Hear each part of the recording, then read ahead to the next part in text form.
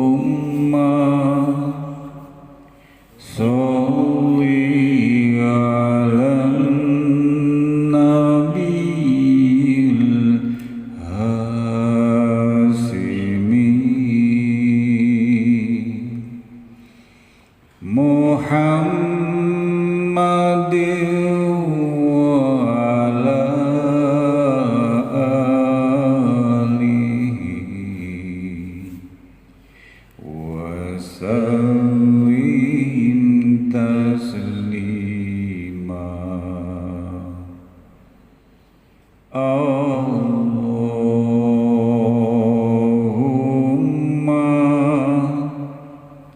sholli ala nabiyil hasimi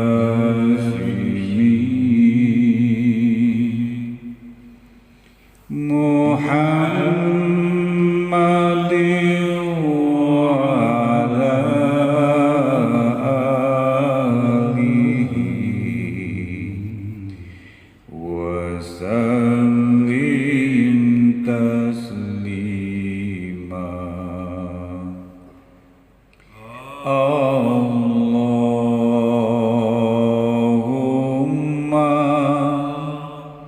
sholli ala nabiyil hasimi Muhammadin wa ala alihi wa sallim taslima. Allahumma sholli wa sallim wa barik alaihi.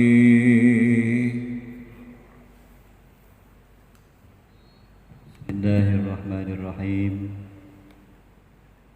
Assalamualaikum warahmatullahi wabarakatuh.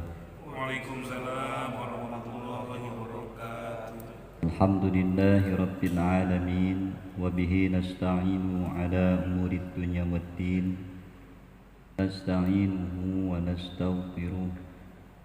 A'udzu billahi min syururi anfusina wa min sayyiati a'malina.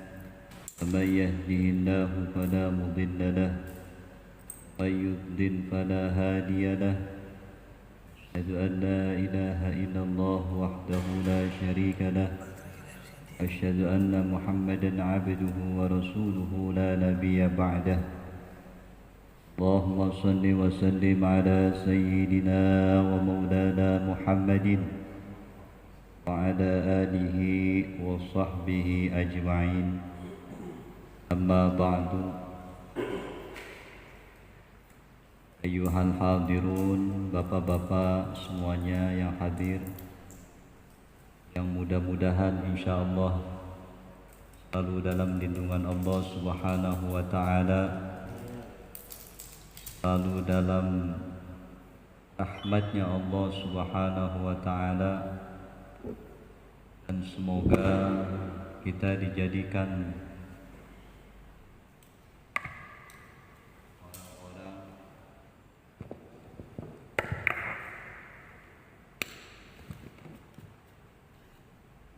kemuliaan bagi diri kita semua.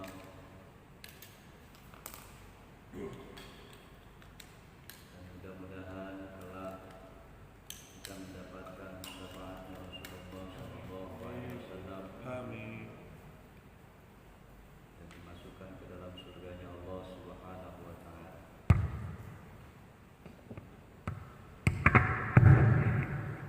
Pertama-tama mari sama-sama Allah Subhanahu wa taala atas rahmat dan nikmatnya kepada kita semua sampai saat ini.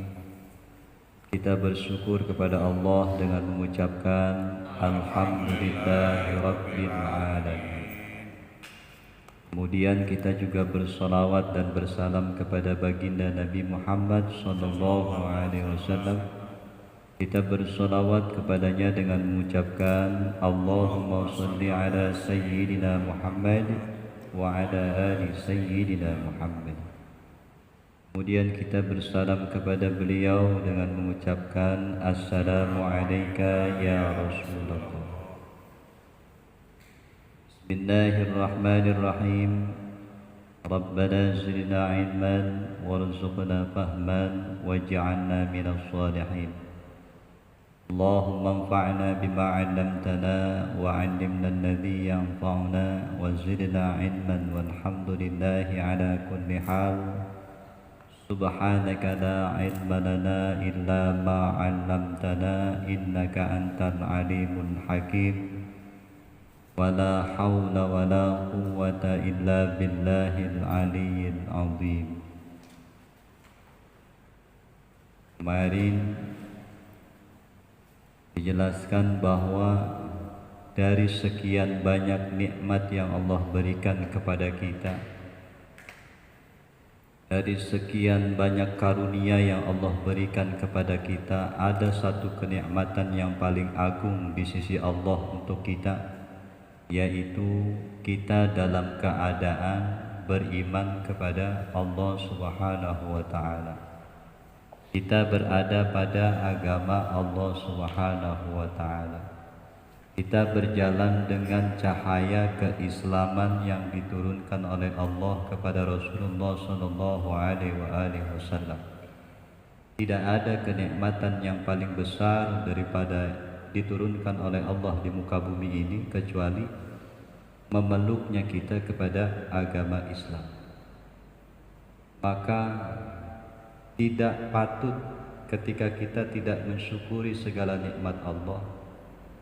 Sekalipun nikmat Allah itu yang lain tidak diberikan kepada kita, tapi tetap kita untuk bersyukur kepada Allah itu wajib. Karena masih ada kenikmatan yang paling besar, yaitu kita masih diberikan keimanan di dalam diri kita sehingga kita masih memeluk agama Islam. Karena satu-satunya agama yang menyelamatkan kita kelak di akhirat adalah agama Islam. Jangan engkau tidak bersyukur kepada Allah atas sesuatu yang lain, hingga kita kufur dalam kehidupan kita. Kita kufur dalam beragama. Kita kufur dalam keimanan kita. Karena tidak pernah ada rasa syukur di dalam hati kita. Hidup susah itu ya sudah wajar. Hidup senang juga wajar. Hidup dalam segala kesulitan sampai akhir hayatnya sebuah kewajaran. Karena Allah sudah ceritakan di dalam Al-Quran. Allah itu selalu memberikan ujian, kesulitan-kesulitan. Tapi tidak mungkin di balik kesulitan itu tidak ada kemudahan. Mesti setiap ada kesulitan pasti ada kemudahan. Begitu juga di balik kemudahan mesti ada kesulitan. Kan tidak selamanya kita sulit, tidak selamanya pula kita mudah. Kadang sulit ya kadang mudah. Jadi sulit mudah itu dinamik. Tidak selalu mudah, juga tidak selalu sulit. Dinamika kehidupan itu ya kalau nggak sulit ya mudah. Kalau nggak mudah ya sulit. Kalau nggak susah ya senang. Kalau nggak senang ya susah. Itu mesti terjadi. Apapun yang kita lakukan ketika kita mengalami kesulitan ataupun kesenangan, itu tidak akan menambah kesenangan kita, juga tidak akan mengurangi kesulitan kita. Jadi kalau tidak menambah atau mengurangi kesulitan dalam hidup kita, kenapa kita tidak terus bersyukur kepada Allah Subhanahu wa ta'ala? Susah ya syukur, senang ya syukur. Kalau senang kita syukur ditambah, kalau sulit syukur dikurangi. Rasa kesulitannya dihilangkan oleh Allah Subhanahu wa ta'ala. Kalau kita tidak bersyukur terus kesulitan kita terpenuhi, misalkan tertanggulangi kesulitan, ya enak. maka banyak orang yang nggak usah bersyukur. Tapi kan syaratnya tertanggulangi kesulitan hidup manusia itu adalah syukur kepada Allah Subhanahu wa taala. Tidak pusing hidup ini. Ada duit ya syukur, nggak ada duit ya syukur. Tidak pusing hidup. Sakit ya disyukuri, sehat juga disyukuri. Wong sehat sama sakit itu juga sama-sama ujian. Kita sehat, ujian. Sakit juga ujian. Tapi kan keuntungan yang sakit itu selain ujian adalah pemupus dosa. Orang sakit itu ketika ia sabar menjalani kesakitannya di dalam dirinya, maka Allah hapus sedikit demi sedikit dosa-dosa kita. Jadi nggak usah sedih ketika kita punya penyakit. Karena yakinlah dengan penyakit itu Allah mengurangi dosa. Dan itu semua diajarkan dalam Islam. Jadi bersyukur kita ini beragama Islam. Lahir dalam kandungan seorang ibu yang Islam. Wa inna minasyugri, dan sesungguhnya dari sekian banyak kesibukan, yakfika cukup bagimu apa at-ta'atu, taat, syuglan sebagai kesibukan. Jadi dari berbagai macam kesibukan, kesibukan yang paling agung, kesibukan yang paling mencukupi diri kita adalah kesibukan taat kepada Allah. Wa ta'atullahi ta'ala, maka adapun taat kepada Allah Ta'ala itu a'zamul isghali, paling agung-agungnya kesibukan. Jadi tidak ada kesibukan yang paling agung di muka bumi ini kecuali kesibukan kita taat kepada Allah. Taat itu bukan hanya ibadah dalam bentuk sholat, dalam bentuk puasa, dalam bentuk zakat, berangkat haji. Bukan hanya itu, taat itu luas. Taat itu memperbaiki diri dari hari sekarang sampai hari ke depan, terus sampai hari yang akan datang. Artinya ketaatan itu adalah memperbaiki diri setiap waktunya, itulah taat. Memperbaiki diri kita di hadapan Allah dari waktu ke waktu, itu disebut taat. Jadi manapun, nggak di masjid, nggak di jalanan, nggak di kantor, nggak di sekolah, nggak di mana saja, taat itu harus ada. Nah, ketaatan itu identik dengan perbuatan baik. Ya lisannya baik, pikirannya baik, ya hatinya. Kalau ngaji tidak menimbulkan kebaikan, ya berarti belum taat. Sholat, ketika selesai sholat tidak menjaga lisan kita seperti dikala kita sholat, ya berarti belum taat. Jadi susah jadi orang taat, itu susah. Orang yang taat kepada Allah itu susah sekali. Jadi sebagus-bagusnya, semulia-mulianya kesibukan adalah taatnya kita kepada Allah. Artinya jangan pernah lalaikan diri kita kepada Allah. Kalau kita terus mengingat Allah, maka insya Allah segala lisan, pikiran dan hati kita akan terus mengingat Allah. Kalau sibukkan diri kita dengan kesibukan memikirkan Allah, maka tidak ada sekecil pun urusan memikirkan selain Allah. Karena sibuk memikirkan Allah, sibuk mengingat Allah. Bagaimana mungkin orang yang sibuk mengingat Allah mengingat selain Allah? Tidak mungkin. Tapi kalau kebalikannya, kalau orang itu sibuk mengingat atau memikirkan selain Allah, maka ia tidak akan pernah mengingat Allah. Jadi syarat untuk melupakan atau mengingat atau memikirkan urusan orang lain adalah mengingat Allah, memikirkan kebesaran Allah. Nah, itu syarat kalau kita mau melupakan semua. Jadi sebaik-baiknya kesibukan, seagung-agungnya kesibukan, semulia-mulianya kesibukan adalah taat kepada Allah. Wa inna minal ibrati, Dan sesungguhnya dari sekian banyak hikmah, dari sekian banyak pelajaran, dari sekian banyak ibrah, ail idati mau'idah, nasihat, yakfika cukup bagimu opo al mautu kematian, ibratan halnya menjadi ibrah, pelajaran. Jadi sebaik-baiknya pelajaran adalah kematian. Karena esensi kehidupan manusia adalah kematian. Tujuan Allah menciptakan manusia di muka bumi ini adalah untuk kematian. Karena kematian itulah jalan menuju kepada akhirat. Kematian itulah jalan menuju kembalinya manusia kepada Sang Pencipta. Jadi manusia hidup itu diciptakan, dihidupkan di muka bumi ini, ujung-ujungnya akan menemukan kematian. Karena dengan kematian itu ia akan bertemu dengan Tuhan.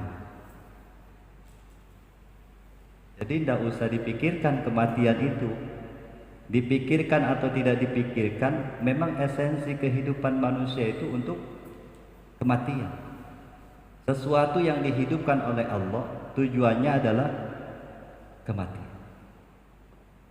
Sekarang bagaimana kita ketika mati itu harus dalam keadaan beriman kepada Allah, sehingga ketika bertemu dengan Allah tidak ada rasa bersalah. Tiap-tiap manusia atau tiap sesuatu yang bernapas mesti akan kullu nafsin dha'iqatul maut.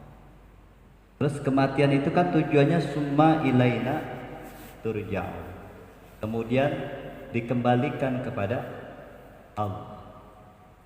Dia akan dikembalikan kepada Allah, dimintakan pertanggungjawabannya semasa dia dihidupkan di dunia. Nah, sekarang sudah siapkah pertanggungjawaban kita kelak nanti di hadapan Allah? Itu aja tujuan Allah menghidupkan. Kalau ada banyak cerita manusia itu bukan cerita, perintah. Manusia dijadikan seorang pemimpin di muka bumi ini, iya itu betul. Tapi kan tujuannya bukan hanya itu. Tujuan akhir Allah itu adalah kematian seseorang ketika dihidupkan di muka bumi ini. Karena kalau masih hidup, dia tidak akan pernah kembali dan tidak akan mempertanggungjawabkan masa kehidupannya di hadapan Allah. Caranya seperti apa supaya dia bisa berhadapan dengan Tuhannya, kemudian dimintakan pertanggungjawabannya oleh Tuhannya, ya dimatikan. Jadi esensi kehidupan adalah kematian. Hidup itu untuk mati. Kalau hidupnya baik, ya insya Allah matinya pun. Jadi berusaha semaksimal mungkin ketika kita mati dalam keadaan baik, dalam keadaan beriman kepada Allah.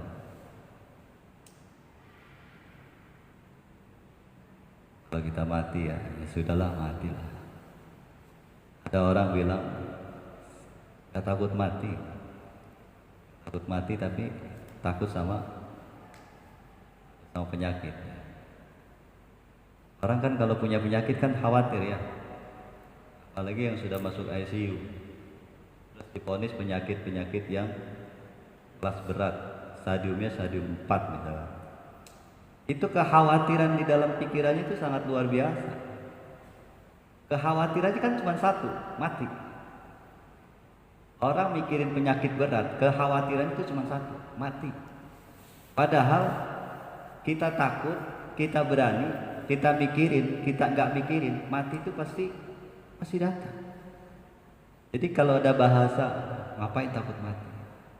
Saya rasa kalau yang bicaranya itu orang-orang biasa, itu cuman bohong belaka kayaknya. Kita ini kan, kenapa kita harus menghindar dari ini? Karena kita takut mati. Padahal mati itu sudah ajal. Mati itu sudah takdirnya Allah sebenarnya. Mau dimanapun kita berada, mau ada sebab apapun atau tanpa ada sebab apapun, kita ini mesti mati. Tidak mungkin tidak mati.